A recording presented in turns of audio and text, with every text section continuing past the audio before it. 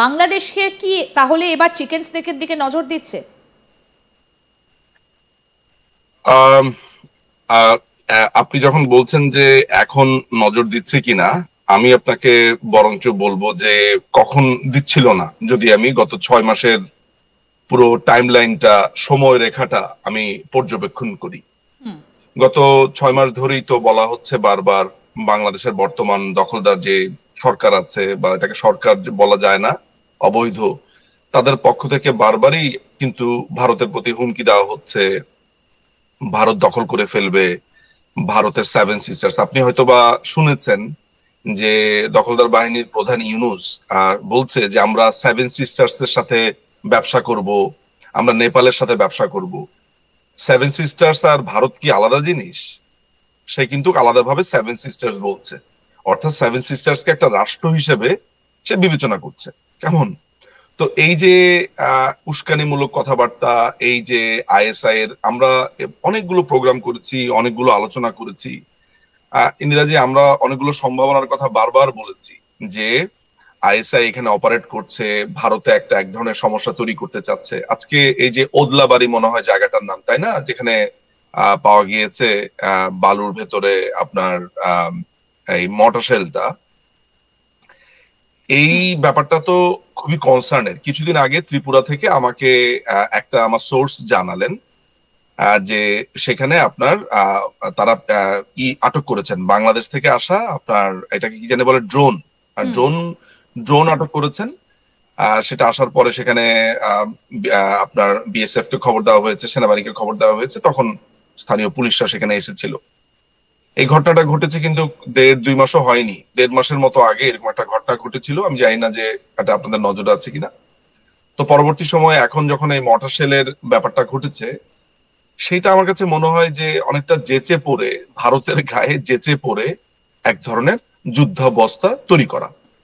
আপনি লক্ষ্য করে দেখেন তো যে এই যে ভারতের মিডিয়া বাংলাদেশ সম্পর্কে প্রোগ্রামগুলো করছে, সেগুলোকে এক ধরনের থামিয়ে দেওয়ার যে চেষ্টা, আমি যতদূর দেখেছি যে এই এখানকার যারা নিউজ মিডিয়া গুলো আছে, তারা কিন্তু সবসময় বাংলাদেশের পরিস্থিতি যা ঘটছে সেটা তুলে ধরেছে, এবং এটাই নিয়ম, সারা বিশ্বই কিন্তু তুলে ধরেছে, শুধু যে ভারতের মিডিয়া তা নয়, সারা পৃথিবীতেই কিন্তু প্রোগ্রাম হচ্ছে বাংলাদেশ। কিন্তু দাদা একটা বিষয়, যে একদিকে মোহাম্মদ ইউনূস তিনি বলছেন তিনি বাণিজ্য করবেন, কখনো বলছেন ভারত উন্নত দেশ, চীনও উন্নত দেশ, তাদের হাওয়ায় তিনি ফুরফুর করে উড়ে যাবেন, আবার এইভাবে মর্টার শেল নিয়ে চিকেন স্নেককে দিকে তেড়ে দেওয়া, মানে দ্বিচারিতা কেন? মুখে যেটা বলছেন কাজে করছেন অন্যটা।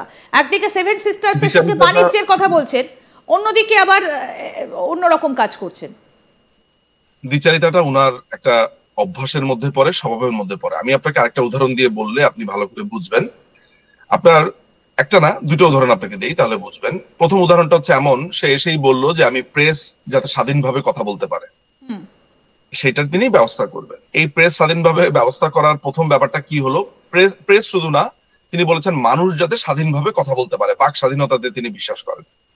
এরপরে আপনার উর্মি নামে একজন সরকারি কর্মকর্তা, তিনি একটা প্রতিবাদ করেছিলেন ইউনূসের একটা সিদ্ধান্তের, তার চাকরিটা চলে গেল। সাধারণ মানুষ যারা আপনার ইউনূসের এই পুরো অবৈধ দখলদার বাহিনীর হত্যা, লুটপাট, এই আপনার এই অগ্নিবাণ সমস্ত কিছু নিয়ে, বাড়িঘরে আগুন লাগানো, মানুষকে হত্যা, মারা, সহিংসতা, এগুলো নিয়ে যখন প্রশ্ন করলো, তখন একের পর এক সাংবাদিকদেরকে গ্রেফতার করা হলো। সবচেয়ে ভয়ঙ্কর ব্যাপার হলো সাংবাদিকদের অ্যাক্রিডিটেশন কার্ডও বাতিল করা হলো। তাহলে তিনি এক মুখে বলছেন বাক স্বাধীনতা, অন্যদিকে গ্রেফতার করছে। এক নাম্বার তার দ্বিচারিতার উদাহরণ। 2 নাম্বার দ্বিচারিতার উদাহরণটা কি, আমরা এই প্রোগ্রামে করেছি মনে আছে আপনার সাথে, যে ট্যাক্স দিতে মানুষকে বলছে, কিন্তু নিজেই আবার তার ট্যাক্স সমস্ত কিছু মকুব করে নিয়েছে। তো একদিকে ভারতের সাথে শান্তির কথা বলছে, একদিকে ভারতকে বড় রাষ্ট্র বলছে, চায়নার সাথে কথা বলছে, আবার অন্যদিকে ভারতের ভূমিতে গিয়ে আপনার মর্টার শেল রেখে আসছে, ভারতের ভূমিতে আপনার ড্রোন পাঠাচ্ছে। তাহলে এই যে একই মুখে, গতকালকেও আমরা বেশ কিছু মানুষ আলোচনা করছিলাম যে এই লোকটাকে আপনি মানে আপনার একদম প্রথম দেখাতে আপনার মনে হবে যে কি সরল সোজা, কিছুই জানে না। কিন্তু আমার আন্ডারস্ট্যান্ডিং, বিকজ আমি তো অনেকগুলো ডকুমেন্ট সহ তাকে জানি, সাধারণ মানুষ তাকে জানে হচ্ছে যে তিনি প্রফেসর ছিলেন, তিনি শান্তি পুরস্কার পেয়েছেন, কিন্তু আমি তো তার চরিত্রটা পুরোপুরি জানি, আমার কাছে তো ডকুমেন্ট সহ আছে যে একটা নিখাত চোর কিভাবে ট্যাক্স চুরি করতে হয়, কিভাবে একের পর এক কোম্পানি খুলে টাকা পয়সাগুলো মারতে হয়, কিভাবে আপনার ওভার প্রাইসিং করতে হয়, সমস্ত তথ্য তো আমার কাছে। ফলে এই লোকটি, এই মর্টার শেলের পুরো ব্যাপারটি জাস্ট জাস্ট শুরু হলো। আমি নিশ্চিত যে ভারতকে অশান্ত করবার জন্য, ভারতের বিরুদ্ধে আরো কাজ করবার জন্য অনেকগুলো প্রক্রিয়া হবে, এবং এরা এটাই করবে, কারণ এরা তো প্রকাশ্যে এই ধমকগুলো, হুমকিগুলো দিয়ে যাচ্ছে। সুতরাং আপনি যে দ্বিচারিতার কথা বলছেন, একটা মানুষ তার অভ্যাস, সে তো কখনো আসলে এটা চেঞ্জ করতে পারে না, তাই না? এটা তার, যার হয় না নয়ে তার হয় না 90-এ। তো সে এখন 90-এর আপনার অনেক অভিমান জমে আছে আপনার বাংলাদেশ, আপনার দেশ, আপনার জন্মভূমির প্রতি, সেটা আপনার কথায় দেখুন, বোঝা যায়।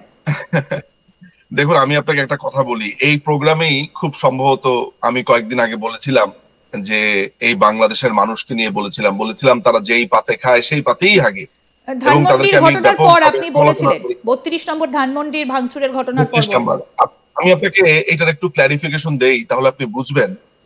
যেদিন আপনাকে আমি এগুলো বলেছিলাম, আপনি যখন কথা বলছিলাম, তখনও 32-এ বুলডোজার ঠক ঠক ঠক ঠক করে 32 ভাঙছিল। আপনি খালি আমার আমার ভেতরের কথা একবার যদি কল্পনা করতে পারেন, যে আমার ভেতরে এক প্রবল অভিমান, এ রাষ্ট্রের প্রতি কষ্ট, সমস্ত কিছু কোত্থেকে যেন এসে জড়ো হয়েছিল। আপনি চিন্তা করে দেখেন তো, যে যেই মানুষটি সারা জীবন সংগ্রাম করে গেলেন, সারা জীবন সংগ্রাম করে গেলেন দেশের জন্য, প্রথমে তাকে তার পরিবার শুদ্ধ মেরে ফেললেন 1975 সালে এই বাংলাদেশিরা, তারপরে তার পুরো বাড়িটা এখন ভেঙে দিল।